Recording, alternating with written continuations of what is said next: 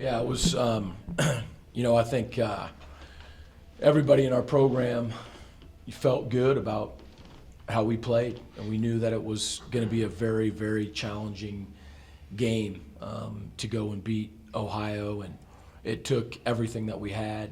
But yeah, so it was a good bus ride home. Again, our team is not ever get too high or get too low, but we felt good about it.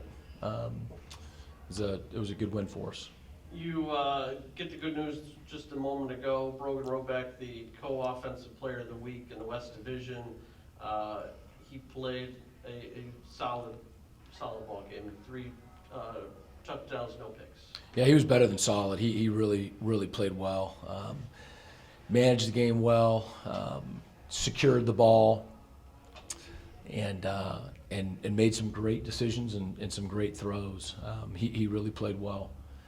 So yeah, just seeing this now, but excited for him.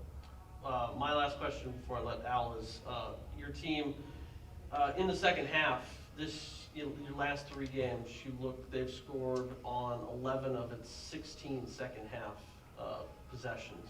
What do you think's been the difference in the second half of the last 3 games?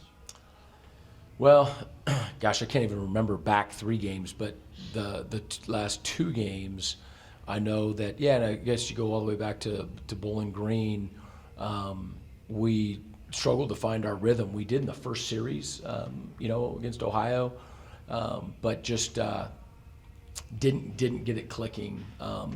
So, I mean, Coach DeBoer and the offensive staff, they obviously talk at halftime and make some adjustments, and obviously that's relevant. They're good at what they do.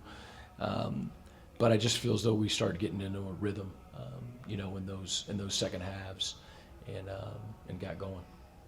And Coach, going back to Brogan, just even since you've been here, and the turnaround that he's had this year too, talk about what you've seen Brogan improve on, to make him an offensive player of the week from being suspended, beginning of the season. Well, you mean going back through his career, or going for his career too, or this year? What you've seen him grow at, and well, I mean, the first thing with Brogan, when I first met him, he just started, I think, 4 games his freshman year and whatnot, but it was his completion percentage, that stuck out as something that I thought could improve greatly, and he's done that. And then we're talking about on the field stuff. It was completion percentage, and and then he's got such confidence and can make great plays, but in the last couple of years, it's come at a cost in terms of turning the ball over as well. And so really have tried to, manage his competitive nature in terms of putting balls in there and believing every ball, every throw he can make, and making better decisions in terms of taking care of the ball.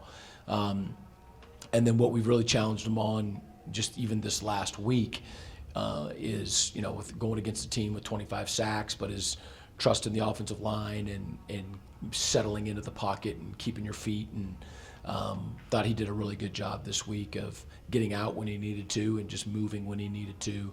So he's grown, I think, in all 3 of those areas. Sure. And looking at this week particularly, no interceptions. Is he becoming more of a leader on the field than he has in past seasons? Well, when you talk about him on the field, I mean, this is his senior year, and he has a command of the offense. That wasn't just this year. I mean, he's football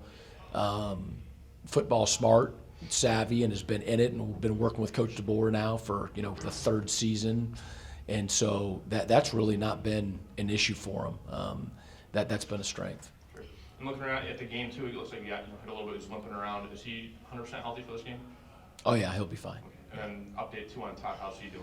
Yeah, I haven't talked to our training staff today, but he was cleared for Saturday, just cleared, and so he'll be ready to go this week. Absolutely, good. Looking at Western, the team's undefeated, probably right now the best team in the MAC, hardest team that's going to be on your schedule. They've got Corey Davis, wide receiver, Terrell, quarterback, 2 guys that are running the top of the stat sheet almost every week. What's the thing that stands out to you about A, those 2 guys, and B, the matchup against Western Michigan? Well, in terms of those 2 guys, I think that they're both excellent players. Their quarterback play is sensational. I've felt that for ever since I've been here. Just has total command of their offense, makes great decisions, throws a very catchable ball, throws it on time, keeps the ball in the run game, when he should, protects himself. Really admire how he plays. And then, Corey Davis is not their only receiver. I mean, that's part of what they've got going on right now. They've got great players all over the field, but he's special. Yeah, I mean, he can run. He runs good routes. He's got good hands. You can tell he's a competitor, and so those two are definitely a dynamic duo. But it doesn't end with those two. In terms of Western Michigan, when I look at this week, it won't be enough for us to play really well in 2 of 3 phases. It's going to take a total team effort, and for us to play well in all 3 phases, and to do so for 4 quarters. And obviously we're just putting the plan together now, but they're really good. It's a huge challenge. It's well documented what they've done already this season and what they've done the last couple of years, and I know that our guys aren't going to back down from the challenge. We're excited about it. It's a great opportunity for us, but we know that they're a great football team. Sure, looking at PJ Fleck, the guy who turned Western from a 1-11 program to right now undefeated. What does he mean to you as a coach who's also orchestrating a turnaround of his own? Yeah, I don't know that the situations are similar or different. I mean, I really don't know. We just got to know him over the last 3 years, and you have to admire, what he's done in terms of taking it from a 1-11 team to what they're doing now. No question, they're doing a great job.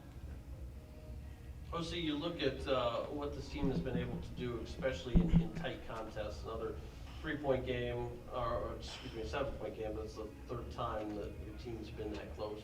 How different is it to play this year in games that are going right down to the wire?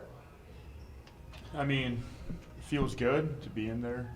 We have the coaches that put us in the best positions, make the right plays, give us the right plays to run, and we just run with what they say, and people just buy into what they're doing, and it's reflecting on our play.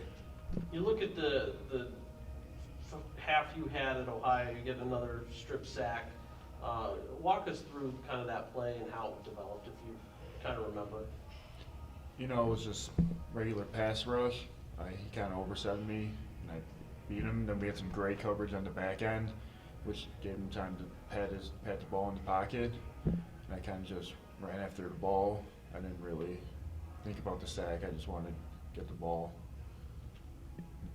Pat, you've played Western Michigan since you've been here. You've seen how the offense has kind of grown on their side. What stands out to you about their team, and is there one player or more than one player that really you have your eye on this week? I mean, as a defense, we want to stop the run, and they have a really good running back, and it's going to be a good challenge for us to stop the run, and that's something that we're going to do this weekend. Sure. And building off of what you've done this year, 5-2, that's pretty huge for you guys. As a player, as a captain, what's the mood in their locker room right now? I mean, 5-2 is 5-2. It feels good, but that's something that we didn't seek out to have. We want to be 1-0 in everything we do, and it's going to push us to being 1-0 and lead into our main objective is getting to a bowl game. Thank you. My last question, OC, right now you're second in the conference in tackles for loss. You're again up there nationally in sacks. I know it's a team game, but individually, for you to know that once again you're back up there, how does that feel? It feels good. I mean, those are nice, but I wouldn't have any of it if I didn't have Mike Brown, Luke McLean, Jerry, and Max, all of them around me, Deion, all the whole D-line, and then having everyone else running. The DBs have the great coverage, the linebackers filling, all that kind of stuff. I mean, it feels good to have it, but it's not just me. It's them. That's all of us together that's getting those plays. Because without them, we wouldn't have any of that. Is it add more pressure this week to be kind of the now people are taking notice team of us, or is it still nice to play kind of as that underdog? No, I mean, quite honestly, we don't really care what anyone even has to say about us. It's our locker room, it's our coaching staff, it's our inside core that's really pushing us forward. So people can point fingers and say whatever they want. It's really not going to change our perspective or our game plan or anything like that. So we're just going to keep it inside our locker room and our team room and just run with it.